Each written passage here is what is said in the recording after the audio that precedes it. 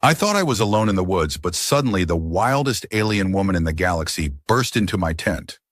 The fire had burned down to embers by the time Liam finally admitted to himself that he was enjoying the silence a bit too much. 3 days into his self-imposed exile from humanity, and he'd already started having full conversations with a particularly judgmental-looking pine tree about 20 feet from his tent. The pine tree, he'd decided, was named Gerald, and Gerald had opinions about Liam's campfire management skills. "Look, Gerald," Liam muttered, poking at the coals with a stick. "Not all of us grew up in the forest.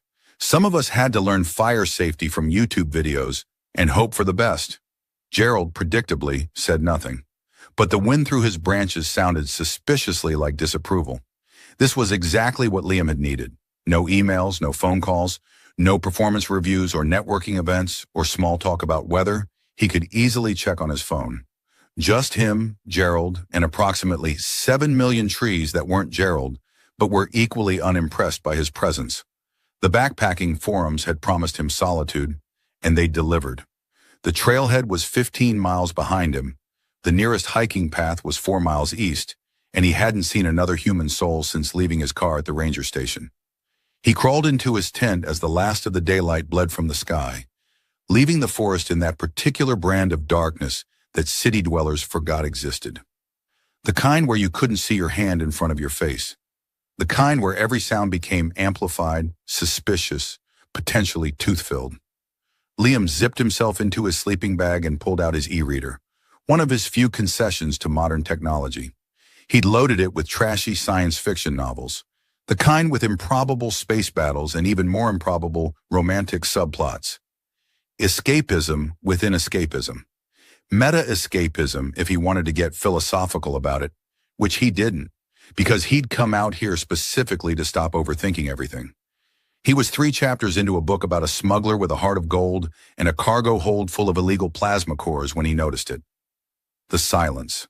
Not the peaceful, Gerald-approved silence of earlier. This was different, heavier. The crickets had stopped their evening symphony. No owls hooted, no small creatures rustled through the underbrush. Even the wind had died. Liam lowered his e-reader and listened. Nothing. Just his own breathing and the faint crackle of dying embers outside. "Gerald," he whispered, immediately feeling ridiculous. "You good out there, buddy?" The forest offered no response. He was just convincing himself that this was normal, that forests probably went quiet sometimes, that he was being paranoid when he heard it. Distant but distinct. Branches snapping, not the casual crack of a deer browsing.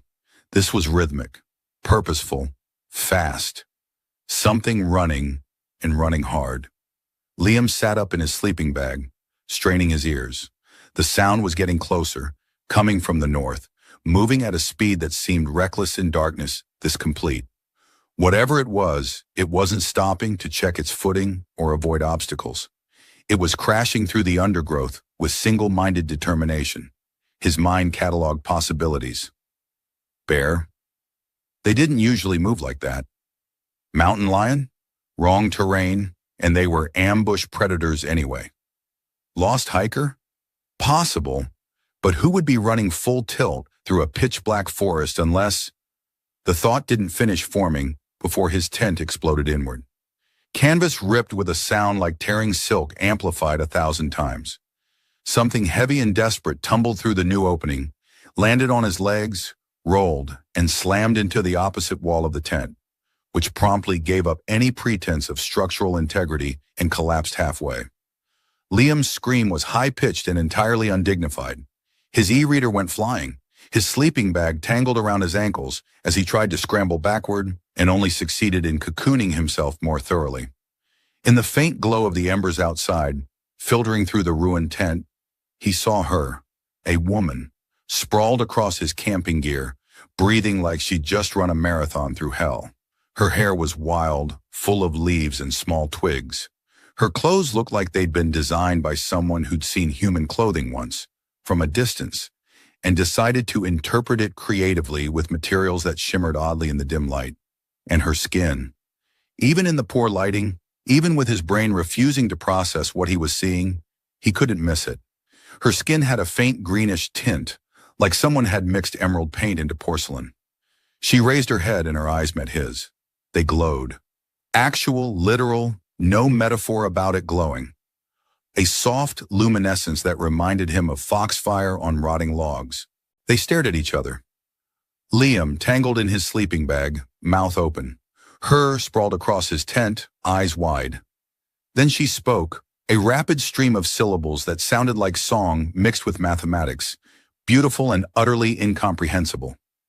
"I don't," Liam started. She cut him off, gesturing frantically, her long fingers. Were those actually fingers or something else? Pointing back the way she'd come. Her voice rose in pitch, urgent, almost pleading. "I really don't understand," he tried again. She lunged forward and Liam flinched, but she only grabbed his shoulders. Her grip was strong, too strong. She pulled him close, staring into his eyes with an intensity that suggested she was trying to communicate through sheer force of will. Her ears, he noticed with the peculiar clarity that comes with complete mental overload, were pointed. Elegantly, distinctly pointed, sweeping up and back like something from fantasy. "Okay," Liam heard himself say, his voice remarkably steady considering his brain had completely given up. "Okay, this is happening. This is fine. Just a normal camping trip. This is totally normal." The woman released him and sat back, breathing hard. A laugh bubbled up from somewhere deep in her chest. Sharp, bright, edged with hysteria. Then the humming started. Low, deep, vibrating through the earth itself, setting Liam's teeth on edge. The woman's glowing eyes went wide with fresh terror, and Liam realized with crystal clarity that whatever she was running from had just caught up. The hum grew louder, resonating in Liam's sternum like a second heartbeat he didn't want. The woman, alien woman, his brain corrected unhelpfully, grabbed his wrist with those two strong fingers and yanked him upright. His sleeping bag fell away in a tangle of synthetic fabric and unrealized comfort. Okay, I'm up," he said, stumbling as she pulled him toward the ruined tent opening. "But just so you know, I'm terrible in crisis situations. I once fainted during a fire drill." She looked at him, those luminous eyes narrowing, and rattled off another string of melodic syllables that his universal lack of alien language skills rendered completely useless. Her tone, though, was pretty clear. "Shut up and move." Liam grabbed his boots, thank God for small mercies, and hopped on one foot while trying to shove his feet into them. The woman made a noise of pure exasperation, the kind that transcended species and language barriers. The universal sound of someone watching an idiot waste precious seconds during an emergency. She bent down, grabbed his backpack with one hand and his arm with the other, and hauled him bodily out of the tent. Liam's untied boots flopped against his ankles as he stumbled into the clearing.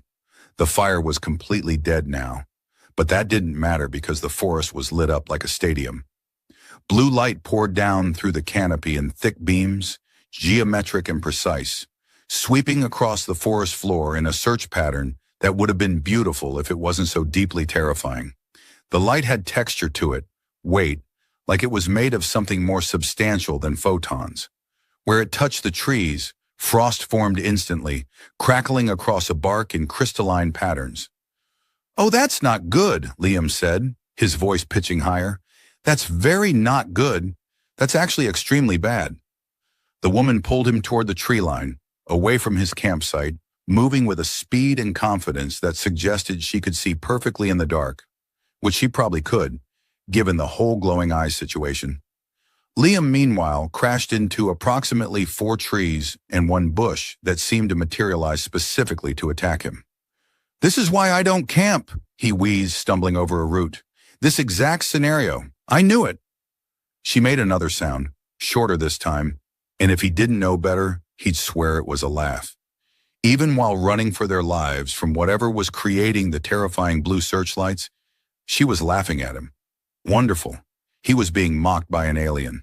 They ran for what felt like miles, but was probably only a few hundred yards before she pulled him down behind a massive fallen log, pressing them both flat against the mossy ground. The blue lights continued their methodical sweep behind them, getting closer. Through the gaps in the forest, Liam could see the source now, a craft hovering above his campsite, sleek and angular in ways that made his eyes hurt to track. It looked like someone had folded geometry into shapes that shouldn't exist in 3-dimensional space. My tent is still back there, he whispered. That was a $200 tent. The woman clamped a hand over his mouth, her palm cool against his lips.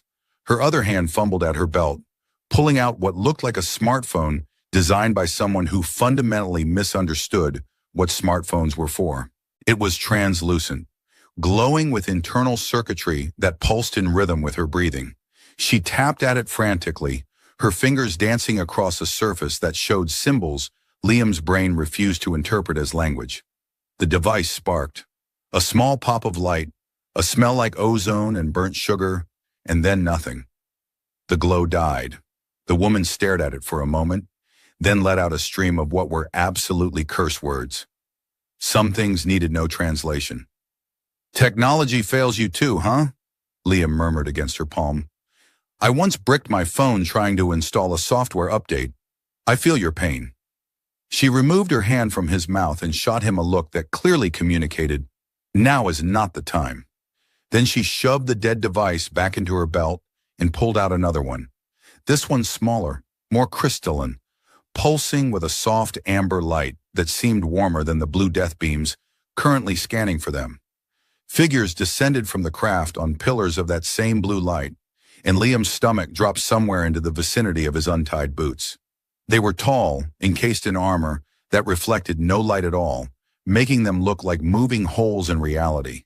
7 of them spreading out in a precise search pattern, moving with mechanical efficiency through the underbrush. Friends of yours? Liam whispered. The woman's expression answered that question definitively. She pressed the amber device into his hand, her fingers lingering for a moment, making sure he had a solid grip on it. It was warm, almost hot, and it pulsed against his palm like a living thing. She pointed at him, then at the device, then made a gesture that clearly meant, hide it, keep it, don't lose it. Her face was serious, those glowing eyes locked on his with an intensity that made his breath catch. Wait, he said. What are you? But she was already moving, touching his forehead with her fingertips in a gesture that felt ceremonial, important, like a benediction or a goodbye. Then she was gone, exploding from their hiding spot and running perpendicular to their position, making enough noise to wake Gerald and all his pine tree relatives. The effect was immediate. All 7 of the armored figures pivoted, their search pattern abandoned as they pursued her crashing form through the forest. More beams of blue light stabbed down from the craft, following her trajectory. Liam pressed himself flatter against the ground, the amber device clutched against his chest, watching through the gaps in the log as she led them on a chase that seemed part desperation and part performance. She was fast, impossibly fast, leaping over obstacles he could barely see, her movements fluid even in obvious exhaustion. One of the figures was gaining on her, raised an arm. Something on its gauntlet began to glow with that same terrible blue light. No, Liam whispered, useless and helpless. The woman looked back once, just once, and even at this distance, even in the chaos, he could see her face. She was smiling, actually smiling, wild and fierce, and absolutely unhinged. Then the light hit her, and the forest turned to day. The flash was so bright Liam had to close his eyes, but he could still see it through his eyelids, white, blue, and searing. Thunder followed, a crack so loud it rattled his bones. When he opened his eyes again, blinking away after images, she was gone. The armored figures were gone. The craft was gone. The forest was dark and quiet and utterly empty. Liam lay there, breathing hard, the amber device warm in his hands. Above him, Gerald swayed in a breeze that had finally returned. Gerald, Liam said to the tree, his voice shaking, I think my camping trip just got really complicated. The device pulsed once, warm and insistent, like it was agreeing with him. Liam didn't move for what might have been 5 minutes or 5 hours. Time had gotten slippery, the way it did when your understanding of reality had just been thoroughly demolished by a woman with pointed ears and glowing eyes who'd led a team of armored nightmare figures away from you, before vanishing in a flash of light that probably violated several laws of physics. The device in his hands pulsed again, a gentle rhythm that felt almost like a heartbeat. He looked down at it, this crystalline thing that was definitely not from any store he'd ever shopped at.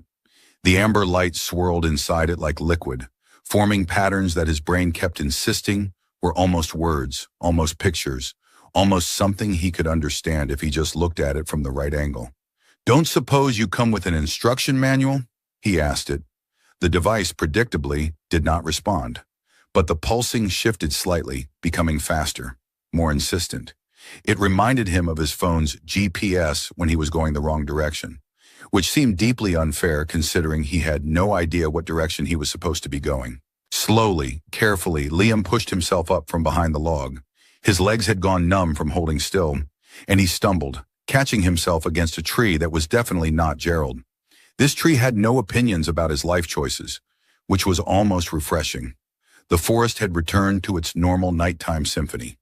Crickets chirped. Something small rustled through the underbrush. An owl hooted in the distance, probably wondering what all the fuss had been about. Liam made his way back to his campsite, or what remained of it, walking like a man in a dream. A really weird, probably traumatic dream that he was going to need therapy to process. His tent looked like it had been in a fight with a bear and lost. The canvas hung in shreds, his sleeping bag spilled out like synthetic intestines. His carefully organized camping gear scattered across the clearing. But that wasn't what made him stop and stare. The ground where the craft had hovered was scorched in a perfect circle. The grass crystallized into something that looked like glass. When he stepped on it, it crunched like fresh snow, except snow didn't glow faintly blue and definitely didn't stay frozen when the ambient temperature was a comfortable 60 degrees. "Okay," Liam said to the clearing, to Gerald, to the universe at large. "Okay, this happened. This is real. I'm not having a psychotic break. Probably." He knelt down, touching the crystallized grass with one finger. It was cold, so cold it burned, and he yanked his hand back with a yelp. A small patch of frost spread across his fingertip, delicate as lace, before melting away into nothing. The amber device pulsed harder, almost vibrating now, and when Liam held it up, the light inside shifted, pointing, actually pointing, like a compass needle, toward the north. "You want me to go that way?" Liam said. "Into the dark forest, at night, after aliens just attacked my campsite. That's your suggestion." The device pulsed affirmatively. He was now assigning emotional states to alien technology. This was fine. Everything was fine. He looked at his destroyed tent, his scattered gear, his previously peaceful camping trip that had turned into a close encounter of the absolutely deranged kind. The smart thing would be to pack up what he could salvage, hike back to his car in the morning, and pretend none of this had happened. Maybe check himself into a hospital. Definitely call someone, but she'd trusted him with this device, had looked at him with those impossible glowing eyes and pressed it into his hands like it mattered, like he mattered. And then she'd led those armored things away from him, smiling that wild smile, and disappeared in a flash of light that might have been teleportation or disintegration or something else entirely. "This is stupid," Liam told Gerald. "You know this is stupid, right?" Gerald rustled his branches in what was probably agreement, but might have been contempt. It was hard to tell with Gerald. Liam started gathering his gear with the manic energy of someone who'd given up on good decision-making. He salvaged what he could, his backpack, his water bottles, a flashlight that miraculously still worked, some energy bars that had scattered across the clearing. His tent was a loss, but he'd been planning to hike out tomorrow anyway. This just moved up the timeline and added a completely insane detour. He checked his phone. No service, obviously, but the battery was at 70% and the compass still worked. North was north, whether you were being chased by aliens or not. The device in his hand agreed, its amber light pointing in the same direction with an insistence that bordered on nagging. "You're very pushy for a piece of technology," Liam muttered, shoving it carefully into his jacket pocket. "Has anyone ever told you that?" It pulsed warmly against his chest, which he chose to interpret as sass. He took one last look at his campsite, at the crystallized circle where the craft had hovered, at Gerald standing sentinel in the darkness. Then he turned north and started walking, his flashlight cutting a thin beam through the trees. The forest at night was a different creature than the forest by day. Shadows moved in ways that suggested intelligence. Every sound became potentially significant. Liam jumped at the snap of a twig, then laughed at himself, then felt foolish for laughing, then jumped at another sound. It was an exhausting cycle. "If I die out here," he said to the darkness, "I want it on record that this was the alien lady's fault. Also Gerald's, for being so judgmental that I felt the need to prove something by taking this stupid camping trip in the first place." The amber device pulsed in what felt like encouragement, or mockery. With alien technology, it was hard to tell. He'd been walking for maybe 20 minutes when he saw it. Carved into the bark of a massive oak tree, glowing with the same faint green luminescence as the woman's skin, was a symbol. It looked like language, or maybe mathematics, or possibly art. His brain couldn't quite categorize it. Below the symbol, scratched more crudely into the bark, as if done in a hurry with something not meant for carving, was an arrow. It pointed north, and beneath that, a series of numbers that looked almost like coordinates. Liam stared at the tree, then at the device in his pocket, then back at the tree. "You left me a message," he said, wonder creeping into his voice. "You crazy, glowing-eyed, tent-destroying alien woman. You left me a treasure map." The device pulsed 3 times, quick and bright, and Liam could have sworn it felt like laughter. He pulled out his phone, took a picture of the symbols, and kept walking north. The coordinates led him deeper into the forest than he'd ever intended to go, past trails that had faded into suggestions, past clearings that looked like they'd forgotten what sunlight was. Liam's flashlight beam grew weaker as the hours stretched on, and he was starting to seriously regret not packing spare batteries. He was also regretting his entire life philosophy that had somehow culminated in following mysterious alien directions through a dark forest at 3 in the morning. "This is how horror movies start," he informed the amber device, which continued its steady pulsing like a smug little heartbeat. "City boy goes into woods, follows strange glowing object, never seen again. They'll find my skeleton in 15 years and make a podcast about me." The device pulsed twice, and he swore it felt like it was laughing at him again. His phone's GPS confirmed he was getting close to the coordinates, though close to what remained an excellent question. The forest here felt older, the trees massive and twisted in ways that suggested they'd been growing since before his great-grandparents were born. Moss covered everything in thick carpets that muffled his footsteps. The air tasted different too, sharp and electric, like the moment before a thunderstorm. Then he saw the second marker. This one wasn't carved into a tree. It was the tree. The entire trunk of an ancient pine had been transformed into something else, its bark replaced with that same crystalline material he'd seen at his campsite. But where that had been blue and cold, this glowed with warm amber light, the same shade as the device in his pocket. The tree was alive. He could see sap moving through translucent channels in the crystal, could hear the faint hum of something that might have been photosynthesis, or might have been technology, or might have been both. "Okay," Liam breathed, stepping closer. "Okay, that's new." He reached out to touch it, then thought better of it. The last time he'd touched weird alien residue, he'd gotten frost on his finger. Who knew what touching an entire crystallized tree might do? Turn him into a crystal? Give him tree powers? He didn't need tree powers. He could barely handle regular human powers. The device in his pocket began vibrating intensely, warm enough that he could feel it through his jacket. He pulled it out, and the amber light inside was swirling faster now, excited like a dog that had spotted something familiar. The light shot out from the device in a thin beam, pointing at the base of the crystallized tree. Liam followed the beam with his flashlight and nearly dropped both devices. There was a door. An actual door, seamlessly integrated into the crystal trunk, outlined in the same amber glow. And it was opening. "No," Liam said firmly. "Absolutely not. I've seen this movie. Nothing good ever comes from mysterious doors and magical trees. This is where I draw the line." The device vibrated harder, almost annoyed now. "I don't care if you're annoyed," he told it. "You're a piece of alien technology. You don't get to have opinions about my survival instincts." Something moved inside the tree. A shape, backlit by amber light, stepping through the doorway with fluid grace. Liam tensed, ready to run, ready to scream, ready to do whatever his body decided was the appropriate panic response. Then the figure stepped fully into the moonlight, and he saw her face. "Oh, you've got to be kidding me," he said.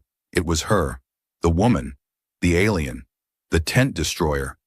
Except she looked different now, cleaned up, her wild hair pulled back, her strange clothes replaced with something that looked almost normal except for the way it seemed to shift colors in the light. The scratches on her face were gone. She looked rested, alert, and was currently smiling at him with an expression that managed to convey both amusement and exasperation. She said something in that musical language of hers, her tone clearly teasing. I still don't understand you," Liam stammered. "We established this. The language barrier is still very much a thing." She rolled her glowing eyes, an expression that transcended species apparently, and tapped something on her wrist. A small holographic display flickered to life, showing symbols that rearranged themselves. Shifted, reformed into letters he recognized. "Hello, Liam," the display read. "Sorry about your tent." He stared at the words, then at her, then back at the words. "You can write in English." She tapped her wrist again. Translator needed time to analyze your language. Also needed to not be dead. Priorities. "How do you know my name?" "Your wallet." "I checked while you were panicking." "I wasn't panicking. I was responding appropriately to an alien invasion." She raised one elegant eyebrow, pointed ear twitching slightly, and the display updated. "You screamed like a small child." That's fair," Liam admitted. "But in my defense, you did crash through my tent like a meteor. Speaking of which, what the hell happened? I saw you get hit with that blue light thing. I thought you were dead, or vaporized, or teleported to some alien prison dimension." "Teleported," the display confirmed. "But only a few miles." "They are not very good at their jobs." "The guys in the scary armor weren't good at their jobs?" "Terrible," she wrote. "Hired muscle. All equipment. No skill." "I escaped in 20 minutes. Liam felt something between relief and absolute disbelief. 20 minutes? You escaped from alien bounty hunters in 20 minutes? She shrugged, a gesture that was perfectly human, and somehow made the whole situation more surreal. The display updated again. "I am very good at my job." "And what exactly is your job?" The amber light from the tree pulsed brighter, and her expression shifted, became more serious. She gestured for him to follow her toward the doorway. "Oh no," Liam said. "We're back to this. The mysterious door. The follow me into the unknown situation. Can't we just talk out here? In the normal forest? With the normal trees?" She pointed at the device in his hand, then at the tree, then at herself. The display on her wrist updated with a single word. "Please." That one word glowing in the darkness carried more weight than it should have. She was asking, not commanding, trusting him to trust her the same way she trusted him with the device. Liam looked at the doorway, at the amber light within, at the woman with pointed ears and glowing eyes who'd crashed into his life and turned everything sideways. "If there are more aliens in there, I'm blaming you for everything," he said. She smiled, bright and wild, and typed, "Fair." Then she turned and walked through the doorway into the crystallized tree, and after a moment of existential resignation, Liam followed her into whatever came next. Inside the tree was bigger than the tree. That was Liam's first thought, followed immediately by the realization that he'd just stepped through a door in a crystallized pine and was now questioning spatial dimensions, which meant his day had officially gone completely off the rails. The interior glowed with that same warm amber light, but the space stretched impossibly, a circular room maybe 30 feet across, with walls that curved upward and out of sight. The crystal wasn't just structural, it was functional, pulsing with information, displayed in symbols and languages he couldn't read, streaming past like a computer screen designed by someone who'd never seen a computer, but had excellent aesthetic sense. "This is bigger on the inside," Liam said, his voice echoing slightly. "You've got a TARDIS tree. That's what this is. I'm in a TARDIS tree." The woman glanced at him, confusion clear on her face, even without words. Her wrist display flickered to life. What is TARDIS? It's, never mind. Earth reference. Won't translate. He turned in a slow circle, taking in the impossible space. How does this even work? Physics doesn't, this shouldn't. She tapped her wrist again. Physics works fine. You just don't know all the rules yet. That's deeply unsettling. She made a sound that might have been a laugh, then moved to what looked like a control panel grown directly from the crystal wall. Her fingers danced across its surface and sections of the room lit up in response, revealing equipment that was simultaneously recognizable and completely alien. That looked like a computer. That might have been a medical scanner. That was definitely a weapon of some kind, which was somehow less comforting than he'd hoped. The device he'd been carrying began to vibrate urgently. Liam pulled it from his pocket, and the woman held out her hand expectantly. He hesitated for just a moment. It had been his responsibility, his trust to keep, then placed it in her palm. She smiled at him, soft and genuine, and typed with her free hand. Thank you for keeping it safe. What is it exactly? It kept pointing me north, acting like the world's pushiest GPS. She held the device up to the light, and it responded, the amber glow intensifying until the whole room brightened. Homing beacon, her display read. Also data core. Also my entire research for the last 3 years. Very important, very expensive. Very glad you did not drop it. Your entire research? What kind of research requires running from armored goons through a forest? The woman's expression shifted, became more guarded. She turned back to the control panel, slotting the device into a receptacle that seemed to grow from the crystal to accommodate it. The walls around them flickered, and suddenly Liam was looking at a star map. At least he assumed it was a star map. Glowing points of light connected by threads of energy, forming patterns that hurt his brain to track. Complicated research, she typed. The word hung in the air like an apology. Try me. I've already followed mysterious alien coordinates and walked into an impossible tree. I'm feeling pretty open-minded right now. She studied him for a long moment, those luminous eyes searching his face for something. Then she tapped her wrist and the display showed a string of text that took several seconds to appear.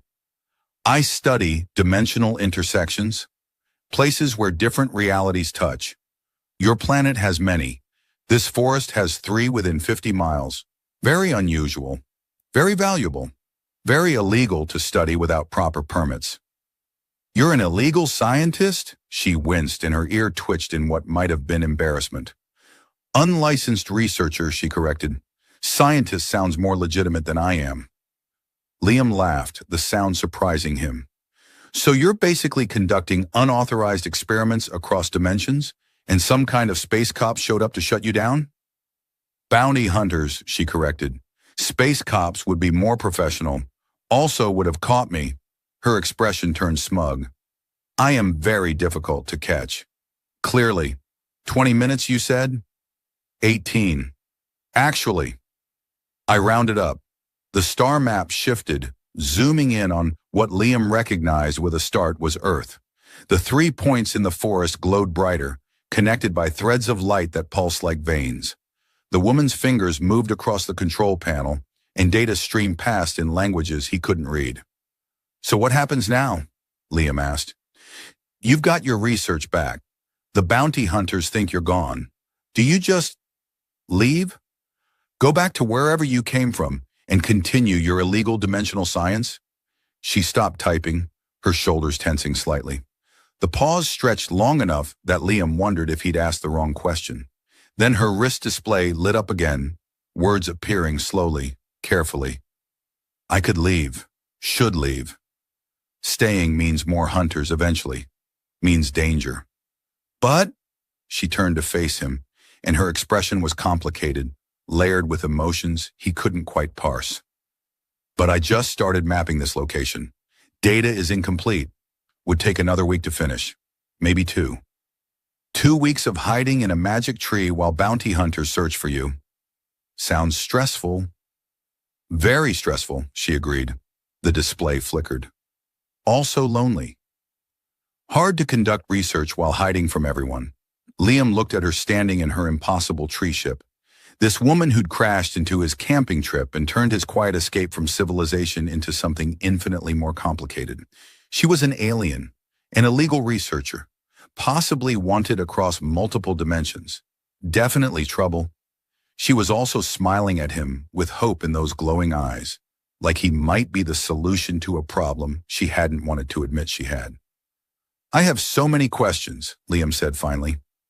"Ask them." "First question, do you have a name? Because I've been mentally calling you the alien woman," which seems rude. Her smile widened.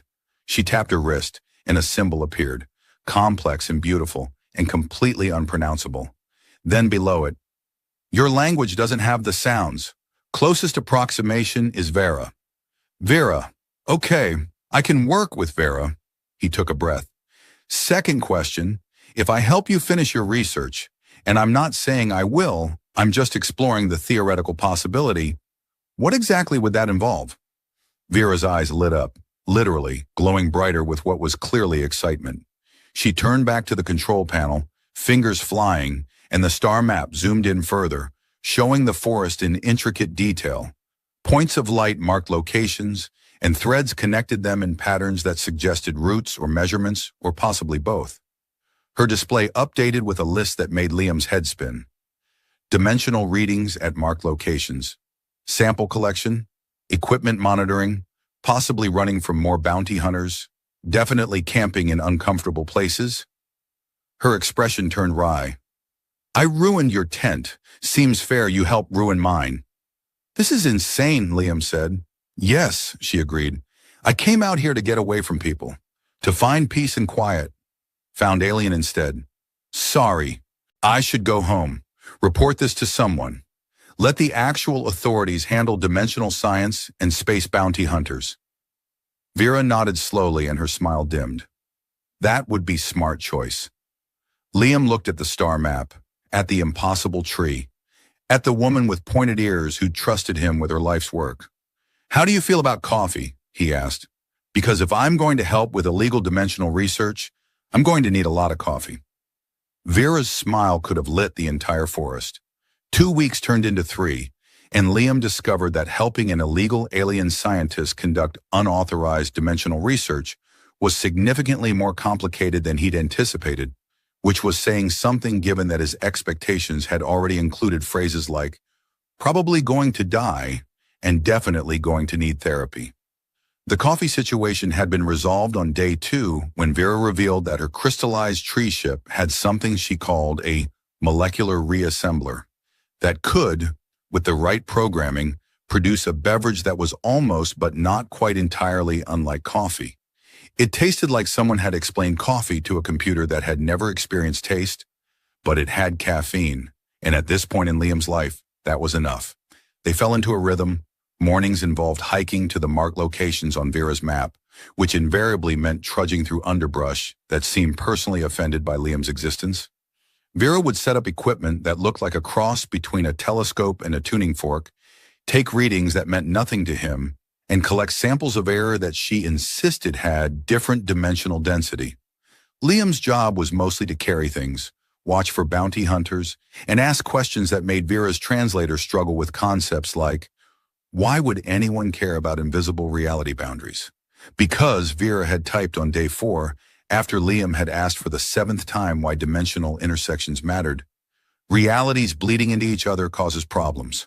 Small problems like déjà vu. Big problems like spontaneous existence failure. Existence failure, Liam had repeated. You mean like stopping existing? Yes, very bad. My research helps prevent that. So you're actually saving the universe with your illegal science. Multiverse, technically, and yes. She'd paused, then added, no one believes me, though. Hence the bounty hunters. By the end of week 2, they'd had 3 more close calls with what Vera dismissively called budget enforcement teams. The first had been 2 more armored figures who'd appeared at a dimensional intersection site, forcing Vera and Liam to hide in a ravine for 6 hours, while Liam learned that even aliens got bored during stakeouts and would play holographic games that were essentially tic-tac-toe with 4 dimensions. The second encounter had been a single scout who'd gotten close enough to the tree ship that Vera had to activate what she called perception filters, which made the crystallized tree look like a normal, boring, judgmental pine that Liam immediately named Gerald 2. The scout had walked right past it, confirming Vera's assessment of their general incompetence. The third had been the most dangerous. A full team of 6, better equipped, clearly more professional. They'd cornered Vera and Liam at the final research site, a clearing where 3-dimensional boundaries met in a confluence that made the air shimmer like heat waves. Liam had been certain this was it, the moment where his decision to help an alien criminal caught up with him in the form of blue lights and mysterious vaporization. Then Vera had activated her completed research. The dimensional readings she'd spent 3 weeks collecting had mapped the exact points where realities touched, and with that map, she could manipulate them. Not much, she'd been very clear about that, typing frantically while the bounty hunters closed in, but enough. She'd triggered a localized dimensional slip, and for exactly 8 seconds, Liam and Vera had been standing in 3 realities simultaneously. It had felt like being drunk, being in zero gravity, and having an existential crisis all at once. The bounty hunters had simply missed them. Walked right through the space where they stood, confused, scanning equipment going haywire, unable to perceive something that existed in the spaces between their instruments' ability to measure. When it ended, Vera had grabbed Liam's hand and run, leaving the hunters arguing with each other in what sounded like very exasperated alien profanity. "That was terrifying," Liam had gasped when they'd made it back to the tree ship. "Also very cool," Vera had typed, her eyes bright with excitement. "Did you feel the resonance? The way reality harmonized? I felt like I was going to throw up in 3 dimensions at once." She'd laughed. That sharp, bright sound that he'd learned meant she was genuinely delighted. Now, on day 21, they sat inside the tree ship while Vera compiled her data into something she could submit to what she called the Dimensional Research Collective, which apparently was the official legal body that should have approved her work in the first place, but had rejected her proposals for being too speculative and probably impossible. "They're going to love telling you I told you so," Liam said, watching the data stream past on the crystal walls. "They are going to hate being wrong," Vera typed, smiling. "Much better." Her wrist display flickered, and new text appeared more slowly, more carefully. "I need to leave soon. Submit data in person. Face consequences for unauthorized research." She paused. "Probably just fine. Maybe some jail time. Worth it." Liam felt something sink in his chest. He'd known this was coming, had known from the start that this was temporary, that Vera had a life somewhere among the stars, and he had a life that involved significantly fewer dimensional intersections. But 3 weeks of hiking through forests, hiding from bounty hunters, and drinking terrible not coffee together had shifted something. Made the impossible feel normal. Made an alien with pointed ears feel like a friend. "How much jail time are we talking about?" he asked, optimistically. 6 months. Realistically? 2 years? Pessimistically? She paused. "Prefer not to think about pessimistically. 2 years is a long time." "Yes." Her fingers hovered over the display, then added, "We'll miss this. The research. The adventure." She looked at him. "You." The word hung in the air between them, simple and complicated all at once. "I'll miss you too," Liam said. "Which is weird, right? 3 weeks ago, you crashed through my tent and ruined my vacation. Now I'm going to miss the illegal alien scientist who made me an accessory to interdimensional crimes." Vera's smile was soft, almost sad. "Your vacation looked boring anyway." "It was extremely boring. That was the point." He looked around the tree ship, at the data they'd collected together, at the impossible space that had become strangely familiar. "What happens to this? The tree, the equipment, all of it?" "Tree stays, is anchored to dimensional intersection. Good research post for future scientists, ones with actual permits." She pulled the amber device, the data core that Liam had carried through the forest that first night, from its receptacle. "Equipment comes with me. Evidence." "And me? What do I tell people when they ask why I was gone for 3 weeks?" Tell them you found yourself in the woods. She paused, then added, not technically a lie. Liam laughed despite the melancholy settling over him. I came out here to escape civilization, to be alone, to figure out what I wanted from life. And I found out that what I wanted was apparently to help an alien save the multiverse from existence failure. He shook his head. My therapist is going to have questions I can't answer. Vera stood, moving to a section of the wall that hadn't been active before. She pressed her hand against the crystal, and it responded, growing and shifting until it formed a small compartment. From inside, she pulled out something that looked like a river stone, smooth and dark. But when she handed it to Liam, it was warm and pulsed with faint light.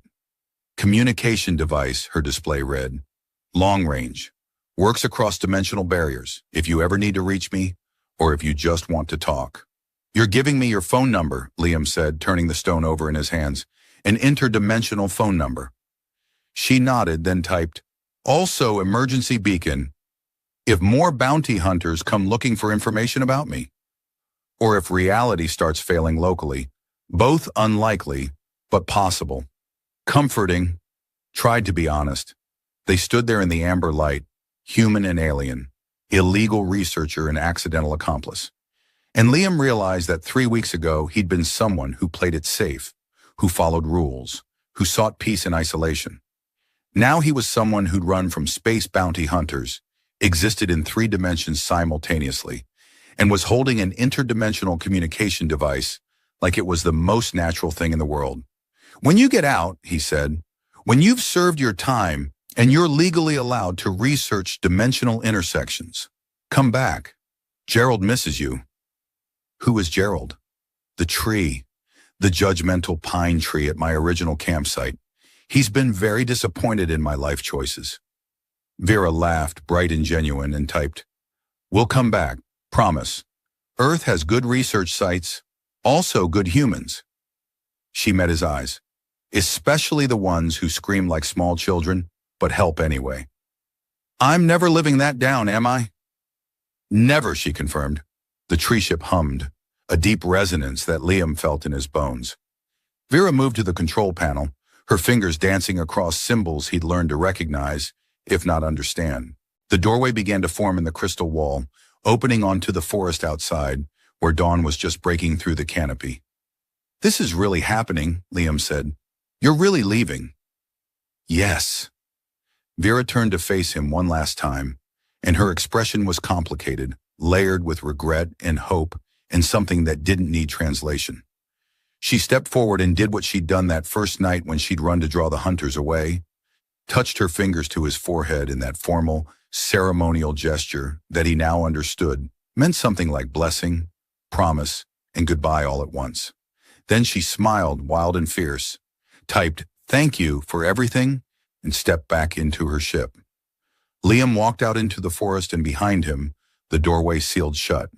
The tree returned to its crystalline state, glowing softly in the early morning light, still anchored to the dimensional intersection where realities touched. He stood there for a long moment, the communication stone warm in his pocket, watching the impossible tree that looked so much like Gerald, it was almost funny. Then he turned south, back toward civilization, back toward his car and his job and his normal life that would never quite feel normal again. Behind him, the tree pulsed once with amber light. Then the light faded, shifted, and when Liam looked back, he saw only a regular pine tree standing in a regular forest clearing, indistinguishable from the thousands of others around it. He smiled, touched the stone in his pocket one more time, and started walking. 3 miles later, his phone regained service and immediately exploded with notifications. Texts from friends, emails from work, a voicemail from his mother asking if he was still alive out there in the wilderness. Liam looked at the messages, at the life waiting for him, and realized he was okay with it. More than okay. He'd gone into the forest to find solitude and instead found an alien scientist, interdimensional research, space bounty hunters, and a friendship that transcended species. He'd learned that reality was more flexible than he'd thought, that existence could fail if not properly monitored, and that he was capable of being brave when it mattered. Also, he learned that even aliens thought his tent was expensive and his screaming was excessive, which was humbling in a universal sort of way. Liam pulled out the communication stone, watched it pulse gently in his palm, and whispered to it, "Good luck, Vera. Try not to get too much jail time." The stone pulsed twice, warm and insistent, and he could have sworn it felt like laughter. He put it back in his pocket, shouldered his pack, and headed home, already planning his next camping trip. After all, Vera had mentioned 2 other dimensional intersections within 50 miles. Someone should probably keep an eye on them, just in case. 6 months later, Liam stood in his apartment, the communication stone sitting on his desk next to his laptop. It hadn't pulsed in weeks. He didn't know if that meant Vera was still serving her sentence, or if she'd simply moved on to other research sites, other dimensional intersections, other humans who scream less when aliens crash through their tents. But every morning he checked it, and every morning he remembered something important.